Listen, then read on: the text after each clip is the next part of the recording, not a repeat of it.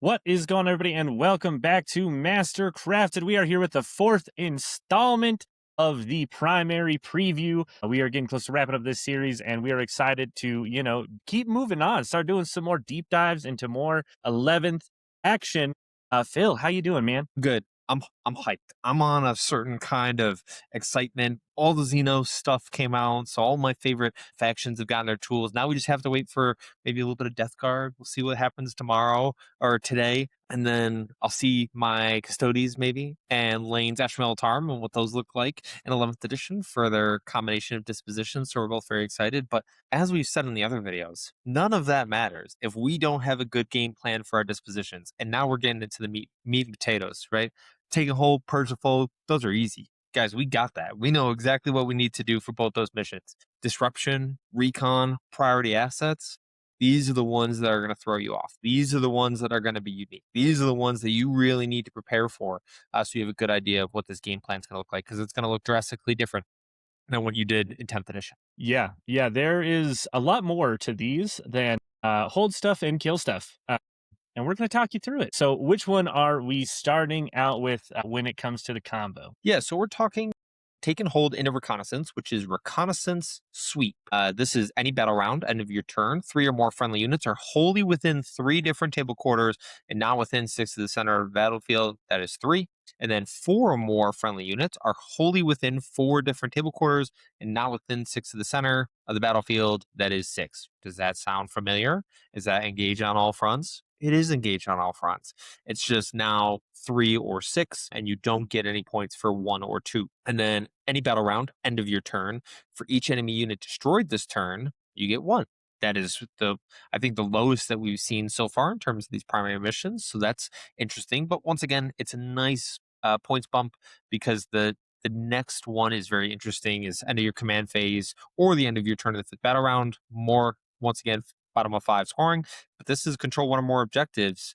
It's only 3. So you get the primary amount of your points in this mission by being in table quarters. That's pretty much it. You're not really getting it for controlling objectives, and you're not really getting it for killing. This is all about spreading your units out. Yeah, so you are capping out without killing anything at 9 victory points per round. So you're definitely going to need to do a little bit of killing, but it's got one of the better, 6 VP turn 1. Yeah. Sorry, go ahead. 6 VP turn 1. Can't complain about that. That's, as we've said, it's another one of those similar to Disruption, where I'm getting the feeling you're gonna need some disposable pieces, and this fits right along with that. You're gonna want to be able to keep just kind of making consistent trades. You could just shove. That's also an option if you want to go that route. You can do that. But in general, right? It's one of those things where you're very much going to need to be playing across the board, or at least having a couple of things from your army, because the difference is huge. If you are not ready to put things in each table quarter for at least 4 of the turns, that really starts dropping off. If you only do it twice instead of 5 times, that is 9 primary just sitting there that you did not achieve. You're really going to be wanting to have units that, whether they fight or they're fast and can shoot, or maybe they're just trash, right? It's going to be a mix depending on what point of the game you're in, but you're going to just have to have that baked into your game plan. And we're really looking forward to going through that in a future series, right, where we deep dive these missions, right? We'll look at these layouts and keep your eye out for that, because we're going to go over where would I stage, where should you stage, and how would you go about scoring that 6 DP per turn for having engage on all fronts. So yeah, I think it's going to be good. Thankfully, your opponent is playing take and hold, so we know what they're doing. That's another nice thing. Yeah, relatively straightforward, but you're scraping for points. Like, you have to be committed with your list building if you're going to do something like recon. It's easy. Like, the game plan is straightforward. You need to get within all 4 table quarters. No ifs, ands, or buts about it. You have to do that, or else you're going to fall behind very, very quickly, because take and hold, like, they just sneeze and they score points. Recon's going to have a little bit of a tougher time to do that. But let's not stay on it too long. We all understand this is engage on all fronts and kill something and hold your natural. Great, got it. Let's move on to the next. Next one up is Triangulation. Yeah, so with this one, As always, we're going to start by telling you what your action is. If there is one, triangulate. Who would have thought? Your shooting phase from the second battle round onwards, there is that caveat. One friendly unit within range of an objective marker, excluding your home, and you can only do it once per turn. It will finish the end of your turn if your unit does control that objective, and then that objective is then triangulated.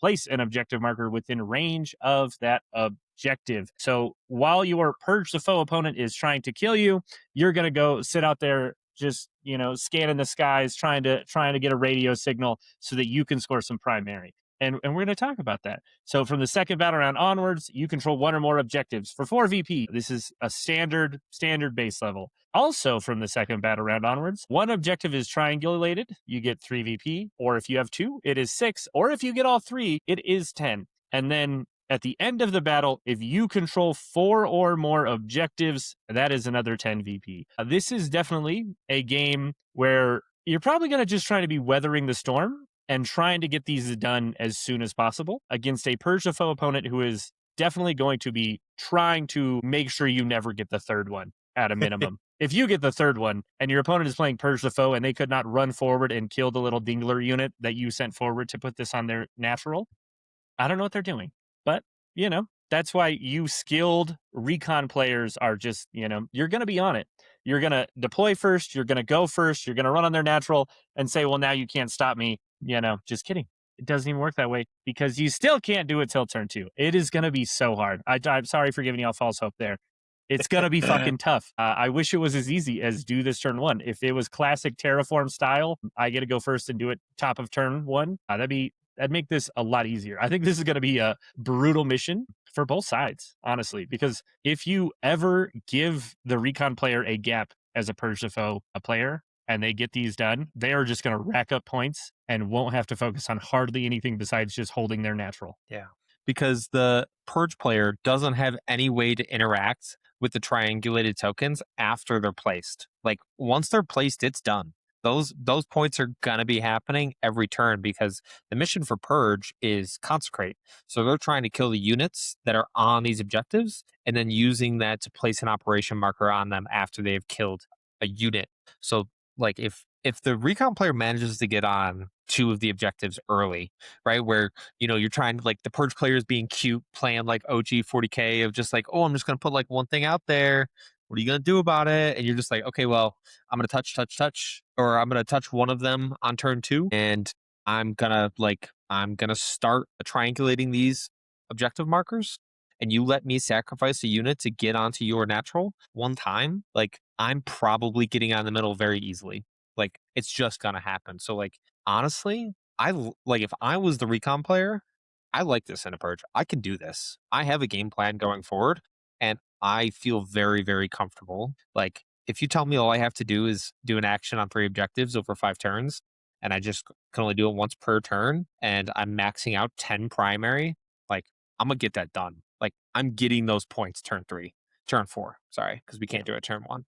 Yeah. And if you get a turn 4, you get a turn 5, which means, cumulatively, that is 32 points without ever controlling your own natural. Like that's a solid. And if you control your natural for those 4 turns, that's 44 of your 45. Like you're just there. If you're getting control 4 or more objectives at the, if you're going second, I do think this is a good catch up mechanic for, if you do have a Purge opponent that's very high pressure, just, orcs wine turn 2 and just fucking sending it. Right, the control 10 or more at the end of the battle is a nice way to kind of make up for it, because you're not going to have as easy of a time having the action economy to get these done as much as you would like. You'll still get it, and maybe it's probably the opposite. You're probably not going to be able to hold your own. Is going to be the more likely outcome. You'll be able to clear it and get them marked, but you're not going to be controlling one or more against a high pressure player. So that's 8 VP gone, right? If they prevent you from holding twice, or 12 if they do it 3 times. That 10 to come back helps you make up for that if you can weather the storm for the end of the game. Yeah. So overall, I like this one. Triangulation feels very good into Purge. I see the path to victory here, but once again, like you have to have the units that can do this, right? Like if you don't have a fly mechanic, maybe a mobile keyword, ability to move through other models, fast moving stuff, good rapid ingresses that have, you know, blood surge or something that's going to get you onto their natural in a unique way, you're not going to do this mission well, because if it's just like traditional 40k of just like one piece at a time, you're not going to necessarily do recon well. You need something that's going to take advantage of an opening, um, and be able to do actions, which is not something that every army wants to consistently do over, let's say, 6 rounds of a GT. So yeah. All right. Recon into disruption. We saw the other side of this today as you were all watching both these videos, because you were great students of Mastercrafted. But now you get to see the other side, which is recon into disruption, which is surveil the foe. Yeah, another fun action one. Surveil the foe. Your shooting phase, one friendly unit.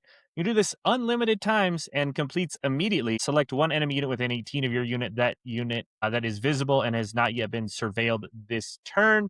Until the end of the turn, that enemy unit is surveilled. Any battle round, at the end of your turn, we'll get into the little top wording later. Don't worry about that. Any battle round, end of your turn, one or more enemy units were surveilled this turn, unless each of those units is within range of one or more objective markers that have one or more operation markers within range of them.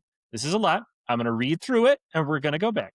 All right. Second battle round onwards, end of your command phase or end of your turn. If it is the fifth battle round, you control one or more objectives, excluding your home. That's simple, right? We got that. All right. I can do that. It's not all legalese. And then you control more objectives than your opponent for VP. That is nice. And then the second battle round onwards, the end of your turn, no enemy operations markers are on the battlefield. Okay, so what this is talking about is what your disruption opponent is trying to do. All right, they are trying to mark things, right? The thing is, it's the mini terraform. So they're going to go out, they're going to put things on objectives, and it's your job to remove them. And if you do that, you're going to score 5 VP. So this is your game plan. What they're going to have to do is they have to auto see you and perform the action. You have to tow on to the objective. That is all. That is your game plan. That, like, legitimately, if you can get out there and get them off of everything for 2 to 3 turns and get that 5 VP, that's a very nice swing for you. They scored at the end of their turn for completing the action. But right, remember, if you're at least doing this in a way where you're denying them the actual points with OC, they're not getting their hold one, right? So the bar is just a little bit lower over here, and we talked about this in the disruption video.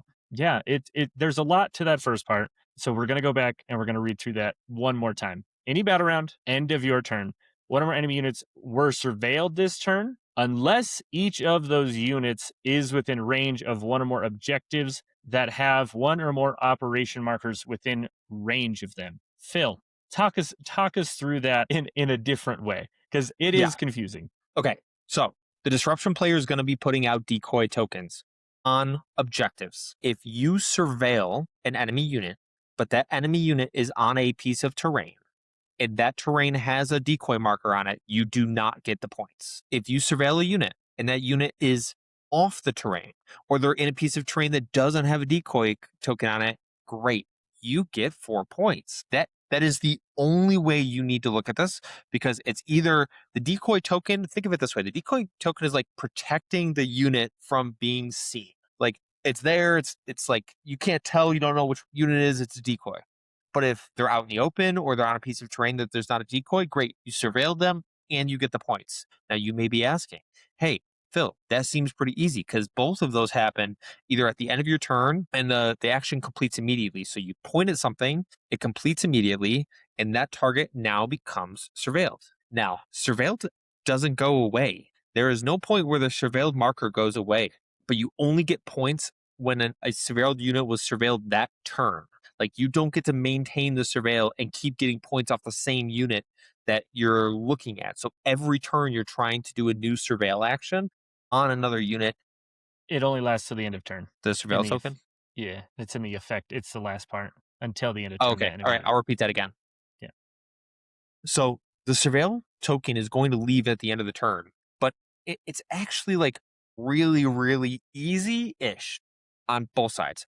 The player that's running recon is probably only going to be surveilling things that don't have a decoy token on the objective. But there is a little bit of a gain here of like, okay, you put a decoy token on this objective on the terrain, but all I need to do is remove the token to actually surveil you. or to get the points for surveilling you. So I surveil you. Okay, well, you had decoy token on it. Well, I just had to poke a dude out and touch this objective. Decoy token's gone. And now I get the 4 points for surveilling you. Even if I didn't kill you, it doesn't really matter. I just need to make sure that the decoy token is gone because that is what's protecting you. Yeah, yeah, it's excessively easy to get your 4 points. I mean, if you just walk up, right? Like I can eat a scout sentinel and go touch your natural, and it doesn't matter. I just go, hey, well, this is no longer this is no longer a decoy because I touched it, so now it is gone, and now I see you, and now you are surveilled. 4 points, boom. That level is a very very simple, base level of what you need to be able to score in this, but legitimately it's you just denying them points is going to make the biggest difference of all. If you can be going and just denying them holding one, remove their tokens multiple times throughout the game, especially across the board where you get that bonus 5 points, like that's going to be a really big deal. The thing we haven't had a lot of reasons to talk about because like it only like it doesn't come up in any new way of the other missions is reactive moves or rapid ingresses. If somebody is like, hey, I'm just going to put this unit here to do the middle or whatever, you just can rapid ingress or reactive more OC on or just be touching it. Because sure, they can do it, but there's no wording in here about you have to actually out OC them to remove it.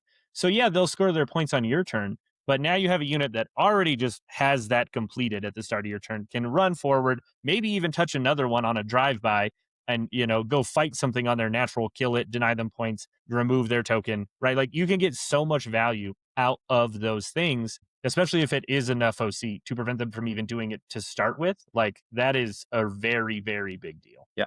Just some other wording things just to keep in mind. You are allowed to kill the unit that you're surveilled. Like that the unit can be dead and you still get the points from it. The only thing that stops you from getting points is if a decoy token is protecting them on an objective. But I'll be honest, like Lane said it, I think very well, is like it's gonna be very hard to not get those 4 points if we're talking going into a disruption player who's trying to play the game, who's trying to get onto their naturals. Like I'm gonna be trying to go after that unit. I want to either kill it or just look at it, which is kind of insane. So like you have to be able to play both sides of the game there. So it's gonna be very interesting. Yeah, I think the shittiest thing that is coming out of 11th is that is kind of a feel bad of maybe you could have stopped this is now that Overwatch is dead, right? And you just fire. The way this is worded is even if you killed the whole fucking unit that came and touched your natural objective, you still fucking lose that objective because they ended the move within range of that objective. They met the terms and conditions. So now even an Overwatch equivalent is not going to prevent them from doing this. Even a heroic, or not a heroic, even a reactive on your end doesn't. It's just such a low bar. Like you're gonna have to really be trying to use the most, especially against like shooting armies. This will feel a little easier, right? If you can kind of take advantage of hidden and 2-inch engagement range, right? Make it to where they just can't walk on. Like that's going to be something as the disruption player you're going to have to be doing to prevent how easy it is for the surveillance or the reconnaissance player to just be like, go, yep, cool, pink. That token's gone. Glad you tried hard on that one because it is a very low bar. It's still it's playable for both players. You're just really going to have to, as the disruption player, understand all of the things you're going to have to do to prevent your opponent from having any chance at doing this. Yeah. It is very interesting. I do want to see a charge move is still definitely considered a move. Am I mistaken here, Phil? Nope, still move. Yeah. So like there's no way of just being like, well, you only charged into me and I prevented it, right? Like if they get on there, they just they do it. It's so much fun. Yeah. So that's that one. That's Surveil the Foe, and it's going to be an interesting one to really watch. I think it's another one or it is one, I think we talked about it in the disruption video, that we need to see on the table as well, because it's just, there's a lot to it. Yeah. They definitely interact with each other. This is definitely two missions that are completely intertwined with each other. I do feel that Recon does have the advantage here into disruption, but that's just like initial looks, reading these point values, how easy it is to just take these decoy counters off and then also get on there. Like, oh, that's scary stuff. All right, next one up. It's the mirror. Recon into Recon. Gather intel is our mission. Now we'll go over the action first because that's going to give us a little bit of background, but it's in your shooting phase from the second battle round onward, so you can't do this turn one friendly unit within range of an objective, excluding your home, that does not have any of your operation markers within range of it. You can do this as many times as you want each turn, and each unit that starts it, this action, this phase, must be within range of a different objective. At the end of your turn, it completes if you control that objective, and the effect is your unit extracts intelligence, placing one of your operations marker within range of that objective. So, in the first battle round, end of your turn, you control one or more central objectives. Did you go out to the middle and you touch one? Good job, you did it. 6 points just for you. I mean, I'm willing to sacrifice for area denial. I'm definitely willing to sacrifice for 6 VP to score in the center. From the second battle round onwards, end of your command phase, or the end of your turn, the fifth battle round, you control one or more objectives, excluding your home. That is 4. So 4 points every turn. You should be getting that if we're playing a decent game of 40k. The second battle round onwards, for each friendly unit that extracted intelligence this turn, you get 7 VP. So if I can do 2 actions on 2 different objectives and I put the mission counters on there, that is 14 freaking points just between those 2. That doesn't count you controlling an objective or anything else. All that matters is you get 2 extract intelligence. But we'll get to the last part and then we'll go back over it. But end of the battle, 3 or more of your operation markers are on the battlefield, and one of your operation markers is within range of your opponent's home objective. So you're going out there, you're flipping all these objectives, you're putting your operations marker on them, you're extracting intelligence from all of these things. This feels incredible. Like, I don't know the best way to explain it. So, like, turn 1, you should have something that can go out, touch the center, extract intelligence on the center. So you should be getting 13 points turn 1 without really breaking a sweat. Sorry, you can't score extract intelligence turn 1. I'm going to repeat that. So, turn 1, you should be getting 6 points just right off the bat. You can't score anything else, actually. You can't score control 1 or more, and you can't score extract intelligence. So you will be scoring 6 turn 1 if you are prepared to do this mission. Following that, you should be at least scoring an 11 of controlling your natural and extract intelligence on one of these objectives. And then you can max bottom of 5 scoring relatively easily, especially if you are going second. So, like, man, Lane, I think this one's easy. It's one action. It's an action we're very comfortable with. You can do it as many times as you want in a turn. So, like, you could push the button and do it twice and get 14 points. It seems, yeah, a lot of excess points almost. Yeah, it's going to be one of those things where you actually need to make sure you're managing it correctly, in my opinion, and really looking at how your game plan is going to revolve around how do you get your third and your fourth one, because that's going to be the tough part, right? You're going to have a plan of as a guard player, right? If I'm playing this mission, I'm going to say, okay, well, I need to have something that I don't really need to activate or whatever, but it's staged and it can walk on to their side of the board and at least hopefully out OC them. And then if it's a guard squad, hopefully I can just move and do it all in one, right? They can do the action and they just complete it, right?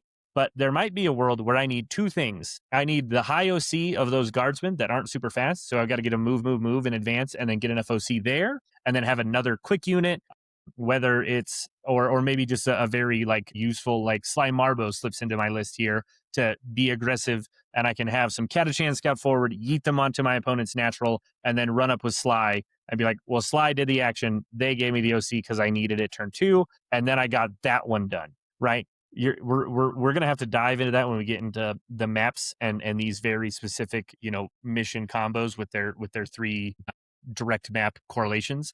But yeah, on just a base level, right? We talk a lot about like what are you gonna need to bring?